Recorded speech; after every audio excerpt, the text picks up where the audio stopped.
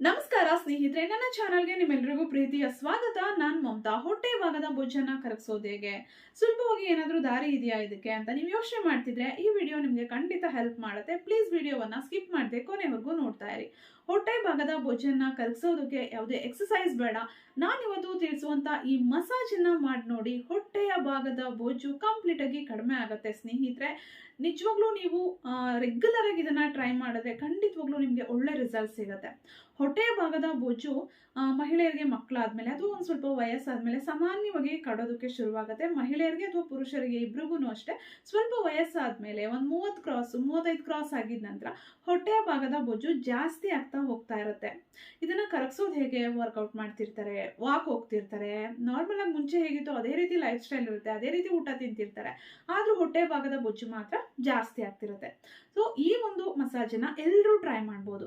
Delivery ಆದ್ಮೇಲೆ ಹೊಟ್ಟೆ ಭಾಗದ ಬೊಜ್ಜು ಬಂದಿದ್ರೆ ಅಥವಾ ಬೇರೆ ಯಾವುದೇ ಕಾರಣದಿಂದ ಹೊಟ್ಟೆ ಭಾಗದ ಬೊಜ್ಜು ಜಾಸ್ತಿ ಆಗಿದ್ರೆ ಈ ಮಸಾಜನ್ನ ಮಾಡಿ ನಿಮ್ಮ ಹೊಟ್ಟೆಯ ಭಾಗದ ಬೊಜ್ಜನ್ನ ಕಡಿಮೆ ಮಾಡ್ಕೋಬಹುದು.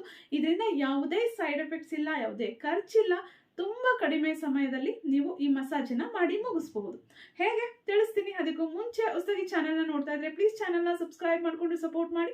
ಫೇಸ್ಬುಕ್ ಪೇಜ್ ಇಂದ ವಿಡಿಯೋವನ್ನ ನೋಡ್ತಾ ಇದ್ರೆ ನನ್ನ ಪೇಜನ್ನ ಫಾಲೋ ಮಾಡಿ, ಲೈಕ್ ಮಾಡಿ ಸ್ನೇಹಿತರೆ. ಮೊದಲನೇ ಮಸಾಜ್ ನಿಮ್ಮ ಹೊಟ್ಟೆಯ ಭಾಗದಲ್ಲಿ ನೋಡಿ ಈ ರೀತಿ ಮಸಾಜ್ ಮಾಡಿ. 1 2 3 4 5 6 7 8 9 10. ನಂತರ ಈ ರೀತಿ 1 2 3 4 5 6 7 8 9 10.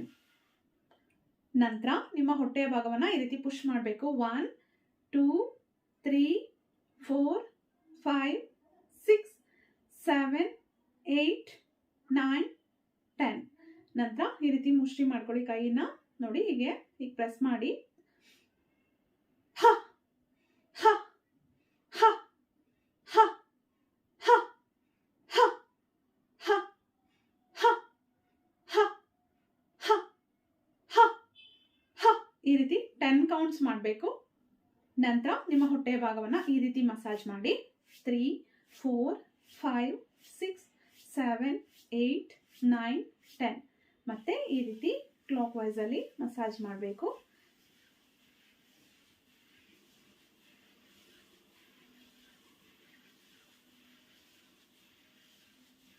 ಪ್ರೆಷರ್ ಕೊಟ್ಟು ಮಸಾಜ್ ಮಾಡಬೇಕು. ನಂತರ ಮತ್ತೆ ಪುಷ್ ಮಾಡಿ.